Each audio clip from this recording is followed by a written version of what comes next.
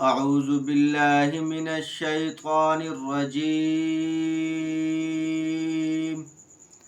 بسم الله الرحمن الرحيم.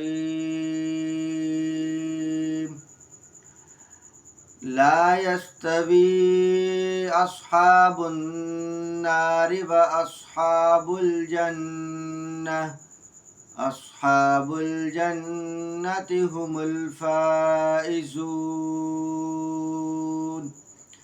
لو أنزلنا هذا القرآن على جبل لرأيته خاشعا متصدعا من خشية الله. وتلك الأمثال نضربها للناس لعلهم يتفكرون. هو الله الذي لا إله إلا هو عالم الغيب والشهادة هو الرحمن الرحيم.